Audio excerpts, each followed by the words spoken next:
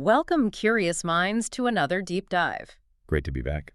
So today we're embarking on a journey, really, trying to understand an ancient philosophy that, well, it often gets a remarkably unfair reputation, doesn't it? It really does. When you hear the word Stoic, what image pops into your head? I mean, for a lot of people, It's probably someone stern, right? Maybe a bit rigid. exactly, an emotionless individual, maybe, someone untouched by the world, sort of withdrawn into their own fortress of thoughts. Yeah, grim, detached, immune to joy, immune to sorrow. That's the stereotype. It really is the common perception. Oh, But what if, and this is what we're diving into, what if that image, that whole stereotype, isn't just incomplete, but actually fundamentally misleading? that's the core of it, isn't it? What if the true ancient aim of Stoicism wasn't about escaping the world or, numbing yourself, but about building up an inner strength precisely so you could engage with the world, engage more deeply, more effectively? And more compassionately, even.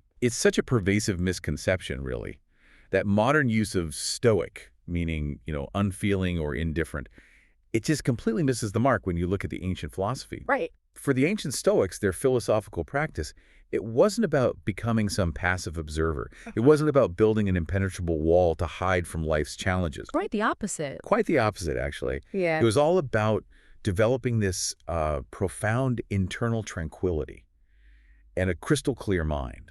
But, and this is key, not as ends in themselves. Okay, so it's foundational. Exactly. That clarity, that inner calm, it allowed them to step into life, to interact with people, to fulfill their duties, but with wisdom and purpose, not just being swept away by, whatever happened or by chaotic emotions. That makes sense. It reminds me of William Irvine's perspective. He describes Stoicism as a philosophy of life that is, and I quote, resolutely practical. Yes, I love that description. It's not some abstract thing you just debate in ivory towers. It's not theoretical philosophy. It's more like a blueprint for living, right? Designed to be put to work in the messy reality of daily life. Absolutely. And that tranquility they were aiming for. It's so important to understand what they meant by that. It's miles away from some kind of zombie-like state induced by medication like some people might imagine. Right, not numbness. Definitely not numbness. Yeah. Irvine really clarifies this brilliantly. He explains that stoic tranquility is marked by the absence of negative emotions such as anger, grief, anxiety, and fear, but, and this is the crucial bit, it also includes the presence of positive emotions, in particular joy. Joy. Okay, that definitely challenges the stereotype. It absolutely does. So just think about that for a second. It's not about feeling nothing. It's about feeling the right things in the right way without being burdened by those destructive passions. So it's a robust state of mind, vibrant even. Exactly. Robust, vibrant. Think of maybe a skilled sailor. They don't eliminate the waves, do they? No, of course not. They learn to navigate them with skill, with grace, finding maybe even exhilaration in the journey despite the turbulence. So cultivating this strong internal landscape allows for purposeful, positive action. You're not just reacting to external stuff. And when you actually look at the lives of the Stoics themselves, this idea of active engagement just becomes so clear. These weren't recluses. Not at all. They were right in the thick of it. Consider their roles. Marcus Aurelius, an emperor, ruling the massive Roman Empire. That's hardly withdrawn. Definitely not. And Seneca, he wasn't just a philosopher. He was a famous playwright, a political advisor, navigating the court of Nero, of all people. Talk about pressure. Absolutely treacherous. And Epictetus, a former slave, becomes this incredibly influential teacher, guiding countless students. Then there's Zeno, the founder. He started as a merchant.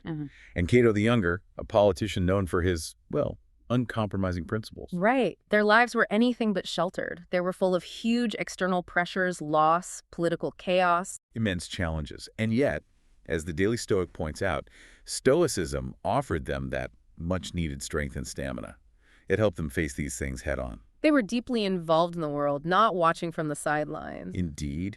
And Epictetus himself, someone who knew hardship intimately, he gives this really powerful, direct warning against abandoning others or retreating. Oh, yeah. What does he say? Well, in his Enchiridion, his handbook, he advises something like, as you move forward along the path of reason, people will stand in your way. He acknowledges that. Okay, realistic. Very. He says, they will never be able to keep you from doing what's sound, so don't let them knock out your goodwill for them. That's key. Maintain goodwill. Don't let obstacles make you bitter or withdrawn. Exactly. He continues, keep a steady watch on both fronts, not only for well-based judgments and actions, but also for gentleness with those who would obstruct our path or create other difficulties. Gentleness, even with obstructionists. That's tough. It is. And then he delivers the clincher. For getting angry is also a weakness, just as much as abandoning the task or surrendering under panic. For doing either is an equal desertion, the one by shrinking back and the other by estrangement from family and friend. Wow. So anger and retreat are both forms of desertion. Giving up on the task or giving up on people. Precisely. It's not the advice of someone saying detach emotionally. It's a clear, really unequivocal call to engage benevolent, resilient action, even when it's frustrating or people are actively working against you. That quote, it perfectly sets up the mission for our deep dive today, doesn't it? It really does. We're aiming to uncover how this Stoic self-mastery, building this inner resilience, this unconquerable mind, it's never just for you, it's foundational. It's the base camp. Right, the stable base from which you can launch into outward benevolent action, serving humanity, contributing to the greater good. So it's about building that inner citadel, as Haddett calls it. But not to hide from the outer world. But to engage with it more effectively, more ethically, and with, hopefully, a greater positive impact. So how does this deep sense of engagement, this connection to the world, actually take shape in Stoic thinking? There's a core concept here, isn't there? This idea of cosmopolitanism. Yes, absolutely central. Cosmopolitanism. It's a word we use today, of course, often meaning, worldly or sophisticated. Right, someone who travels a lot, knows different cultures. Exactly. But for the Stoics, it had a much more profound, much more fundamental meaning. It wasn't just about being a citizen of Rome or Athens or Corinth. It was bigger than that. Much bigger. It was about recognizing yourself, quite literally, as a citizen of the cosmos, a citizen of the entire universe. Citizen of the cosmos. That's quite a title. Isn't it? Pierre Hadot, the scholar who studied Marcus Aurelius' meditations so deeply, he points out how often Marcus reflects on this universal reason and how it connects us all into this broader human community. Marcus even called it the city of world. City of world. Wow. That perspective. It really broadens things, doesn't it? It takes you right out of your immediate concerns. It does. It invites you to go beyond narrow nationalism or tribal thinking and see yourself as part of something infinitely larger. It's like hitting a cosmic zoom out button on your life. That's a great way to put it, a cosmic aerial view. Yeah. Donald Robertson captures this feeling really well, too. He talks about how, traveling through the breadth of nature, my mind expands to a vastness that envelops individual events, swallowing them up and making them appear like a pinpoint by comparison. Making them appear like a pinpoint. Think about that. Your daily frustrations, the little irritations that can consume you. Suddenly, they seem pretty small, almost negligible, against the backdrop of the whole universe. It doesn't mean your feelings vanish, I suppose, but it puts them in context, a healthier context. Exactly. Proportion. And this huge, expansive view of ourselves as citizens of the cosmos, it leads naturally to another absolutely vital concept in Stoicism. It really underpins their whole ethical system. Oikeiosis. Pronounced roughly oikeiosis. Oikeiosis. Okay. What does that mean? It's a fascinating Greek term.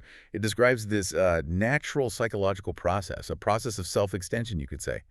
Lawrence Becker, a contemporary scholar, calls it a developmental process. A developmental process. Yes, and he says it simultaneously yields three distinct things: ideal Stoic agency, Stoic virtue, and happiness.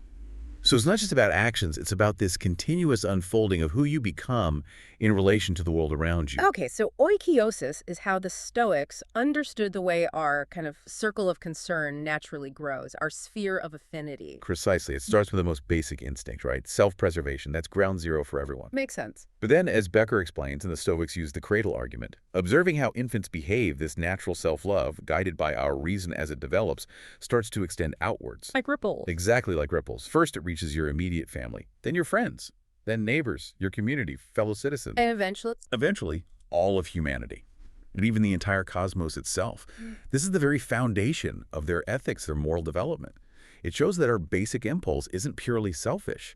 We're actually predisposed to connect. And they had a way to visualize this, didn't they? The circles. They did. A brilliant teaching tool from Heracles. The circles of concern. Many people have probably seen diagrams of this, but it's really worth picturing it clearly. Okay, paint the picture for us. Imagine those concentric circles. Like you said, ripples in a pond, right at the very center, the smallest circle, That's self. Got it, me. Right. The next circle out contains your immediate family, spouse, kids, parents. Okay. Beyond that, another circle for extended family.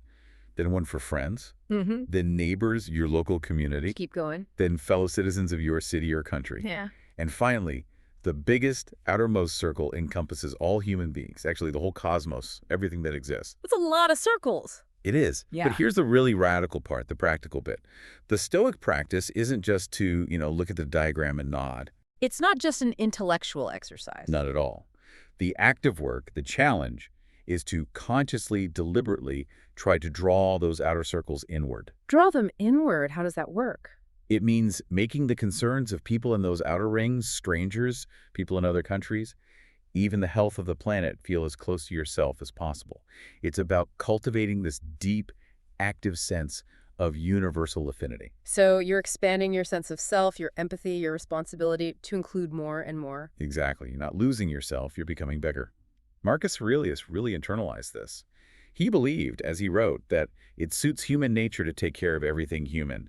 He saw it as both a duty and something natural to us. And the why behind this, the reason for this outward expansion, it's not some kind of forced altruism. No, the Stoics argued it aligns perfectly with our nature. We are fundamentally social creatures. We're built for community. Our flourishing, our happiness depends on others. Intrinsically linked to the well-being of others and the smooth running of the whole human collective. And that's precisely why the big names Musonius Rufus, Seneca, Marcus Aurelius felt so strongly compelled to do their social duty, to participate in public affairs. Even when it was difficult or dangerous. Especially then, perhaps. Their engagement wasn't just a side project. It was a natural ethical consequence of understanding our deep interconnectedness. To really feel the weight of this, let's turn to the ancients themselves. Hear it in their own words, from their own experiences, starting with Marcus Aurelius, the philosopher-emperor. Despite all the burdens, he constantly reminded himself of this connection. He famously said, "What is not good for the hive is not good for the bee." Such a potent analogy, isn't it? Simple, but incredibly deep. Yeah, on the surface it's clear. My well-being is tied to the community's well-being. Right. A bee can't thrive if the hive is collapsing. Yeah. And a healthy hive needs every bee doing its part. But digging a bit deeper, it feels like an argument against pure self-interest, too. I think it absolutely is. Yeah. The Stoics would say that even what looks like personal success, maybe building huge wealth or getting famous through totally individual efforts, is ultimately kind of hollow or maybe unsustainable if it doesn't somehow benefit the broader hive. It challenges that idea that self-interest is enough for a good life. Completely. And think about Marcus himself. He faced immense personal challenges, chronic illness, betrayals, the sheer weight of the empire. William Irvine even notes he sometimes felt an intense dislike of humanity because of all the demands and deceptions. Understandable, given his position. Totally. And yet he compelled himself consciously to confront them and work for the common welfare and show true love. It wasn't always easy or natural for him. It was a constant, deliberate practice rooted in his philosophy. He also put this interdependence in another really compelling way, more intimate maybe. We were made for cooperation, like feet, like hands, like eyelids, like the rows of upper and lower teeth. That's such a beautiful, visceral metaphor. It paints this picture of natural, built-in mutual aid, like biological design. Yeah, the parts of the body just work together, seamlessly, selflessly, for the good of the whole, each doing its job. And he believed humans should be the same. Our very design points towards working together, towards a social existence. And he kept coming back to this, didn't he, in the meditations? Repeatedly, emphasizing our natural pull towards community. He wrote things like, "You'll more quickly find an earthly thing kept from the earth than you will a person cut off from other human beings." Wow, it's almost unnatural to be isolated. That's exactly his point. Our very structure, our human nature is, as he put it, chiefly adapted to, is a social communication of good.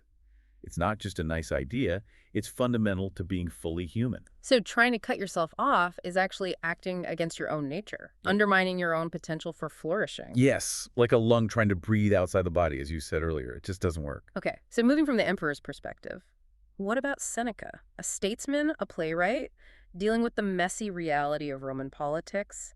How did these ideas play out for him? Seneca's writings really light up the social fabric of Stoic virtue in very human ways. Take friendship, for instance. Right, he wrote a lot about friendship. He did. And for him, it wasn't just an optional extra, a luxury.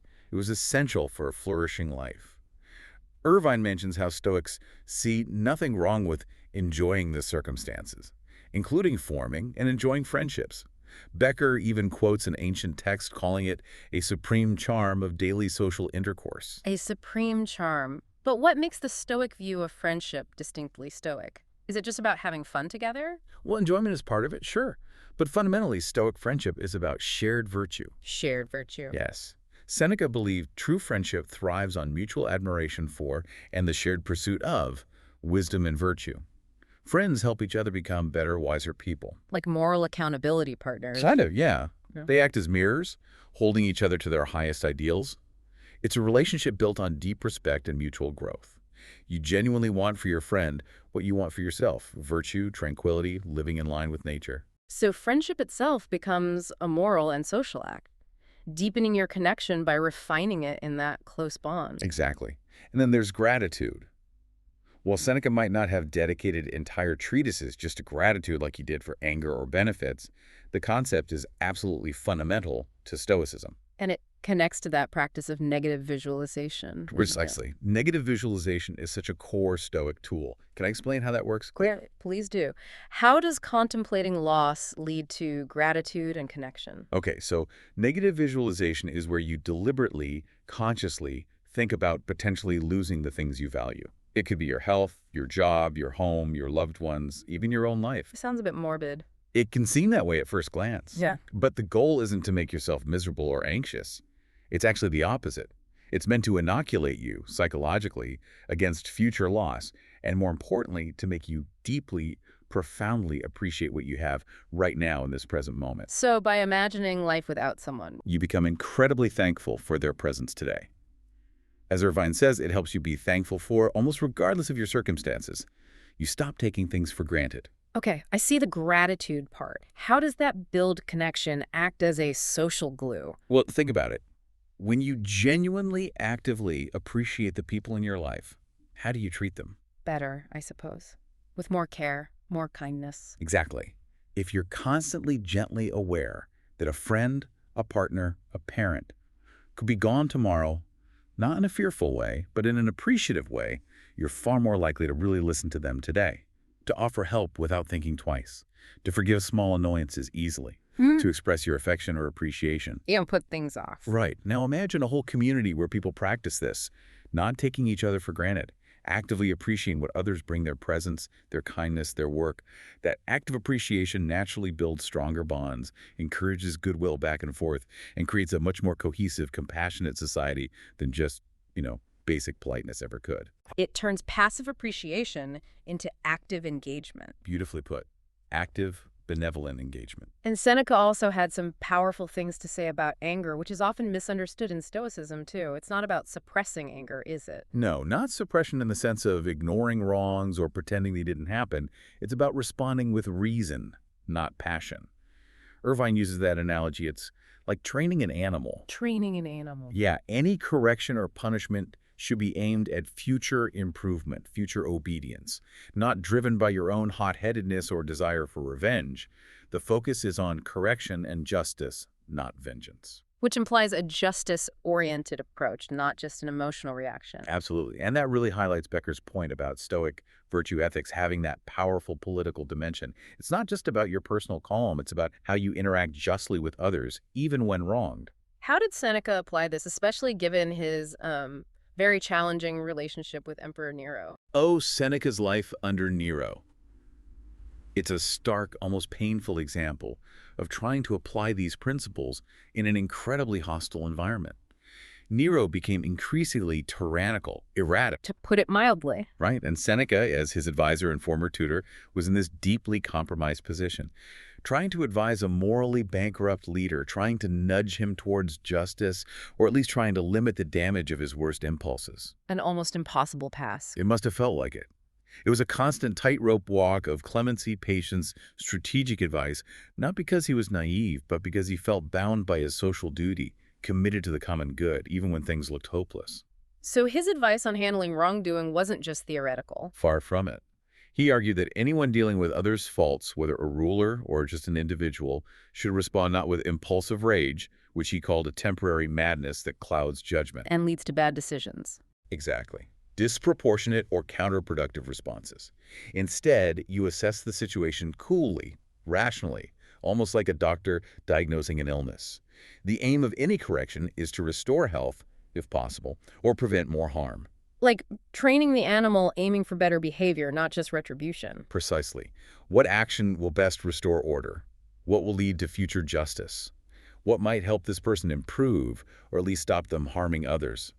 It's about acting for the benefit of the wrongdoer, or society, or both. So Stoic virtue is inherently social, even politically savvy. It demands engaging with flawed systems and people to try and make things better from the inside. Yes. And Seneca, just like Marcus, lived this engaged stoicism. He felt compelled to participate in Roman government and do his social duty, as Irvine reminds us, even while advising someone as dangerous as Nero. His commitment really shows that practical engagement, even with imperfect situations and difficult people, is absolutely core to Stoic virtue. It's not about running away from the mess. It's about bringing reason, virtue, and that idea of clemency into the mess, actively trying to improve it. Okay, so we have cosmopolitanism, this idea of being a citizen of the world.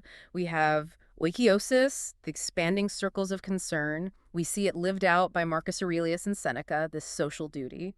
All these threads seem to weave together in another key concept, sympathia.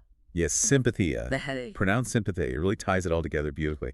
And Marcus Aurelius, again, just nails the essence of it. What did he say about it? He advised himself and us, meditate often on the interconnectedness and mutual interdependence of all things in the universe. Meditate often on interconnectedness. He goes on, for in a sense, all things are mutually woven together and therefore have an affinity for each other. For one thing follows after another, according to their tension of movement, their sympathetic stirrings, and the unity of all substance. Wow, mutually woven together. Sympathetic stirrings. Unity of all substance, that's deep. It really is. Sympathia is more than just a neat philosophical idea. It's a kind of cosmic awareness, a profound recognition that our individual lives are bound to the whole vast, complex, interconnected universe. Everything affects everything else. That's the core of it, from the tiniest atom to the biggest galaxy and us humans in between. We're not separate observers looking in. We are intrinsically part of this grand cosmic fabric. Everything is interconnected, constantly interacting, constantly in flux. And if you truly grasp that, Then social action, caring for others, contributing to the well-being of the community, it becomes more than just a moral choice. It becomes a natural, logical extension of how reality actually works. because if everything is connected, helping one part helps the whole, and harming one part harms the whole. Exactly. That deep understanding of sympathy is what fuels the Stoics' sense of duty, their feeling of kinship with all humanity. It's why they feel compelled to act for the greater good, because they understand fundamentally that the greater good is their good too. It's all one system. Which brings us right back around to where we started with that often misunderstood idea, the inner citadel. Right. Pierre Hadot wrote that definitive book on Marcus Aurelius called The Inner Citadel, and contemporary Stoics like Ryan Holiday talk about it too. It's that fortified mind, that unshakable core of reason, character, virtue that you build within yourself. But the persistent misconception, the one we've been challenging, is that this citadel is just a place to hide, a personal fortress to retreat into when the world gets too tough. And that, as we've hopefully shown today, is precisely the misunderstanding. Holiday puts it so well, the inner citadel is not a defensive bunker. It's not a prison of self-isolation. It's more like A base of operations. Think of a well-run command center, not a hideout. It's the base from which you can act effectively, compassionately, and with sound judgment out in the outer world. So cultivating that inner calm, resilience, strength, it enables better external action. Exactly. Becker describes this state as the calm, equanimity, tranquility that comes from the absence of further moral struggle and the absence of retrospective regret or prospective alarm about things outside one's control. Freedom from inner conflict and worry about externals. Together with the confidence that comes from the effortless persistence of moral purpose. It's this deep internal stability that actually frees you up to be truly present, focused, and effective for others. You're not constantly pulled inward by your own turmoil or anxieties about things you can't control. You can channel your energy outward. with purpose. Precisely. So this self-mastery, this inner calm, this tranquil yet robust state, it doesn't just make you feel better personally, it lets you apply, as Becker puts it, practical wisdom to a succession of endeavors, personal, political, or social. Right. Controlling how you approach those endeavors, your attention, your intentions, your emotions, your actions. It's about being a force for good, basically, armed with that unshakable core, moving through the world purposefully, able to handle challenges without getting knocked off your ethical center. Imagine how much more effective someone operating from that kind of base could be. Truly present for whatever comes their way. Which leads us back one last time to Hierocles' circles of concern. But now, let's make it really practical.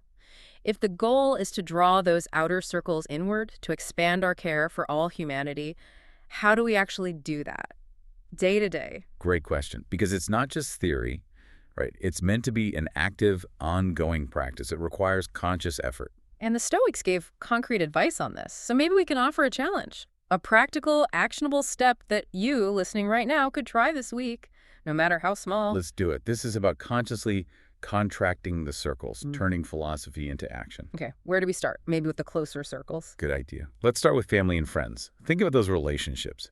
Is there a distant relative you haven't spoken to in ages, an old friend you've lost touch with just because life got busy? We all have those, probably. Right. So the action this week, pick one. Pick up the phone, write a thoughtful email, send a genuine message, make a real effort to bridge that gap, whether it's physical distance or just emotional distance. The aim is to actively pull them back into your closer circle of concern. Remind yourself and them of the connection. Cultivate the relationship. Exactly. Okay, next to call out community. Your local neighborhood, your town. Right. This week, find one small, tangible way to volunteer your time or offer some help locally. It doesn't have to be huge. Doesn't need to be a massive commitment. Not at all. It could be really simple. Help a neighbor with groceries or yard work. Spend an hour picking up trash in a nearby park. Donate blood if you can. Offer a small kindness to someone at a local charity shop. Anything that translates that principle of social duty into real action, pulling neighbors closer into your circle, experiencing the impact. Precisely.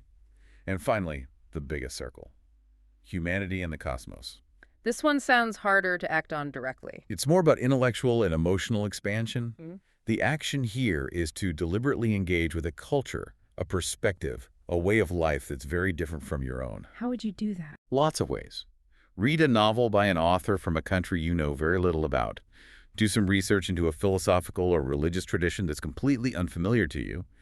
Actively seek out diverse viewpoints on a complex issue, using reliable, varied sources, of course. The goal isn't necessarily agreement, but understanding. Exactly. It's about cultivating empathy, broadening your understanding of the sheer variety of human experience, expanding your sense of connection to the whole human family, understanding sympathy and not just as a concept, but feeling it a bit more. Breaking down those mental us versus them barriers. Yes. So the challenge for this week, if you're up for it, is to consciously pick one of these actions: family-friend connection, community help, or humanity-cosmos understanding. Just one. No matter how small it seems, it's an act of deliberate engagement, a step towards living this philosophy, proving to yourself that the inner work fuels the outer work. Well said. So as we start to wrap up this deep dive into the inner citadel and the outer world, let's just circle back to that core message one last time. The ultimate goal of Stoic self-improvement, it's never about selfish isolation. It's not about becoming detached or unfeeling. Definitely not. It is about cultivating that unconquerable mind, that inner citadel of resilience, reason, virtue. But why?